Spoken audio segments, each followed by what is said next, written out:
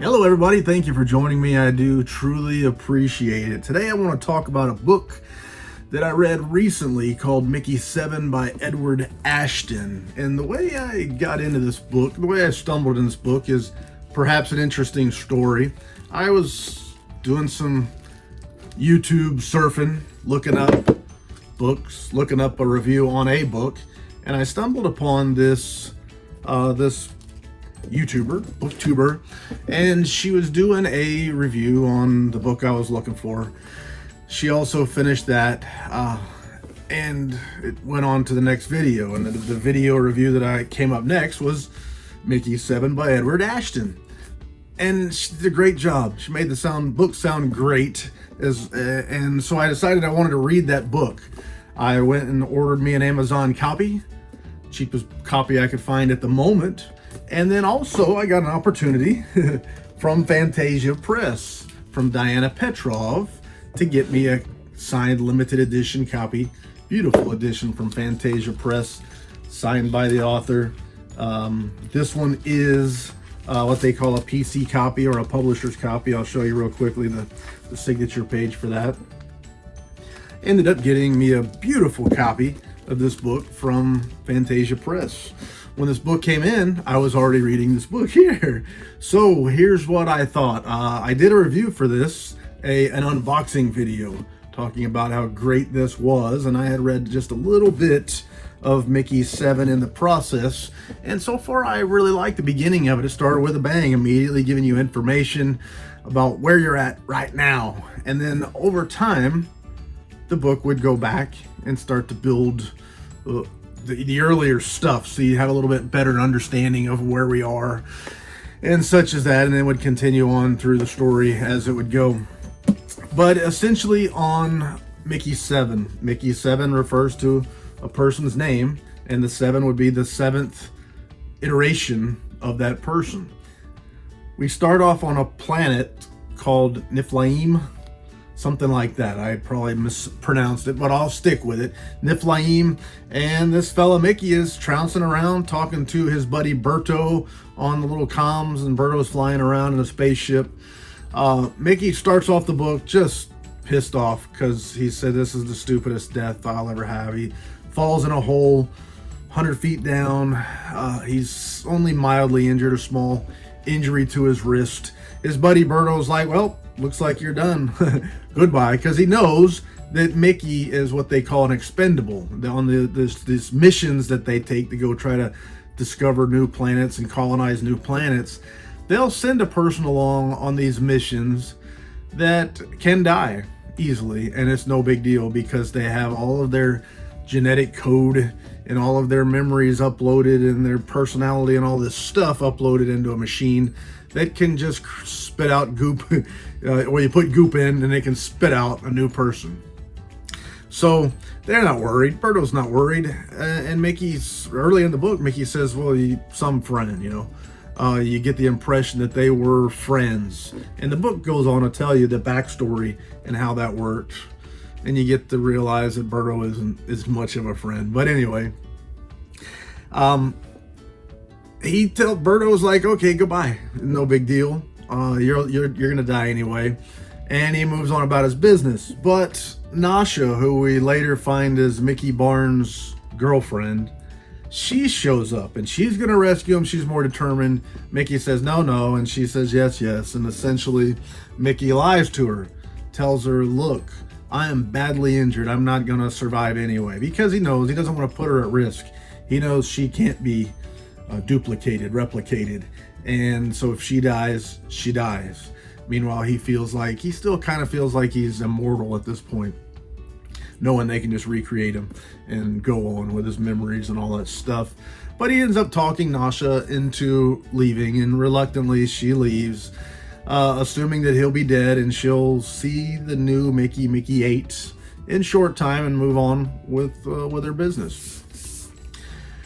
But as it turns out, Mickey7 doesn't die. He travels around in these little, like an ant nest, travels around in these tunnels, and then this big beast, this big creature, who he says is similar to what they call a creeper, but much, much bigger and differences in its mandibles and things like that. It grabs him with its big mouth, and it takes him. He knows he's gonna die. There's no chance in heck of ever surviving. The creature will take him a little piece, drops him off in a section, a little room, and leaves him. And Mickey realizes that, shoot, I can easily just leave right now. And he kind of compares it to a story when he was a child, when he caught a spider in the house, and instead of killing the spider, he took the spider outside and let it go.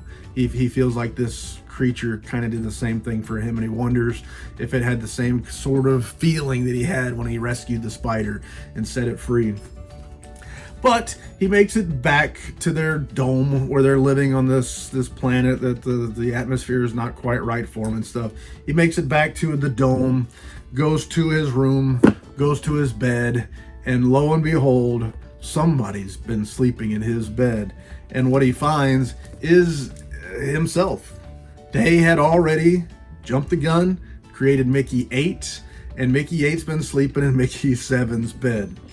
So he wakes up Mickey-8, they figure out what's going on, and they quickly come to the understanding that this isn't going to work. There can't be two of us. It's not tolerated. There's a religion of sorts, I think they call it a natalist, and they hate these clones anyway, these replications anyway. They hate the fact that they even exist. And they dang sure ain't going to tolerate having more than one, because they'll go on and tell a story about having more than one was disastrous at another place, another time in this world. So they know that if there's two of us, there might end up being none of us. They're not going to put up with this junk. They come up with a plan. Mickey-7's been around a while. Mickey-8 hasn't. They decide, hey, let's just shove Mickey-7 into the hole in the machine, and he'll be turned into goo and whatever, be part of their protein system that they have. And Mickey-8 starts to do it, and he can't do it. He can't kill himself, or another version of himself. And they decide, well, shoot, we're gonna have to fit. One of us is gonna die anyway. We're the expendable, so we'll just play it cool. We'll both live together, acting like there's only one of us. And then when one of us dies, well, we'll be back to square one. We'll be fine. It'll be all better. One of the problems that arrive here at this point is they've sold Mickey in the beginning. Mickey Barnes, he was on this planet called Midgard. And he had gambling debts, and the bookies, or the collectors, they weren't going to kill him because they knew he couldn't pay the debts if they killed him. So they had a torture method where basically they tased him, and for about 30 minutes he writhed in agony on the ground, unable to control himself, soiling himself, agonizing pain, and then eventually he comes back to his senses, and he knows he never wants to do that again. So he volunteers for this mission.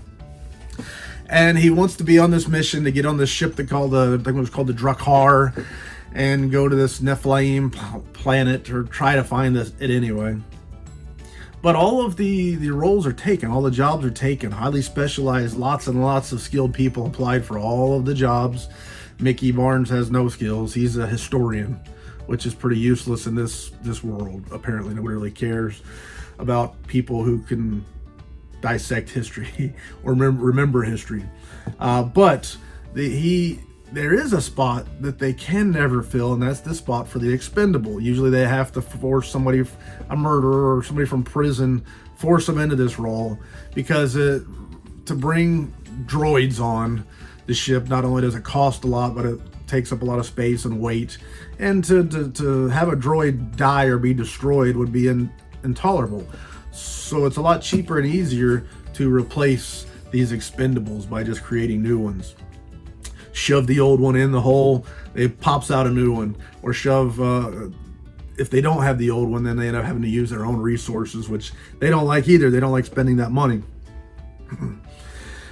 But what happens is Mickey now for the first time realizes what he probably already was thinking, that when I die and I'm remade, am I the guy that's in the new body? Because whenever the new body has all the memories, it remembers everything. It feels like, hey, it's me again, I'm back. But what he wants to know, what he can't quite reconcile with, is if I die, do I really continue on? or am I all over and it's a new consciousness that takes over in the next body that has my memories? And you can kind of figure that out for yourself. But as soon as there's he and Mickey 8 on board, I think he realizes, I do not go on. If I die, I don't go on. Because he remembers everything I remember, but I'm not him. I'm not him. I don't have his consciousness or anything like that. I don't know what he's thinking or doing or any of that stuff. I'm somebody different. And that, I think that's something that he had always thought. They explained it to him as though he would be immortal. And they used a ship parable. I can't remember what they called it, but essentially if a ship is sailing across the ocean and piece by piece that ship has to be repaired, each piece that is replaced with a new piece as they go across the ocean until at the end of the day, every piece has been replaced. Are they still sailing on the same ship? And the answer would be yes. Now, how's that any different than if we just replace the entire ship all at once? Still the same ship. That was the logic that they used to explain it to him. It doesn't really hold water, apparently. But anyway, as you can tell, they're on this little place with only a few people, and everybody's got a job, and everybody's easily accounted for. It's very, very hard for two versions of the same person to slide under the radar and go as only one. First problem is everybody's on rations. There's only a certain amount of calories for every person. So if you're rationed 2,400 calories, or what they call kcal, I think, on the book, if you're rationed 2,400 calories and you cut that in half, well, now you don't really have enough to live on. And then when you get in trouble and they cut your rations because you're a smart aleck or something else, then makes it even more difficult. So they're struggling in that way. But they're also struggling in the fact of, if I'm here and I see this person and you're there and you see those people, it's at some point people start to put two and two together that you're not where you ought to be. As well as Mickey7's got an injured wrist and he has to have it taped up and it's purple. Well, Mickey 8, they're smart. They're not that smart, but they're smart enough to know, well, Mickey 8's got to tape his wrist up too, although it's not purple underneath, and he forgets to bandage it up and people notice. And then there's another person on board named Chin, and Chin strikes up kind of a relationship with Mickey7, while Mickey 8 is kind of carrying on the relationship with Nasha, and it creates some extra stuff, extra problems. And then also Berto, he's noticing things aren't right, so there's a lot of conflict and turmoil there.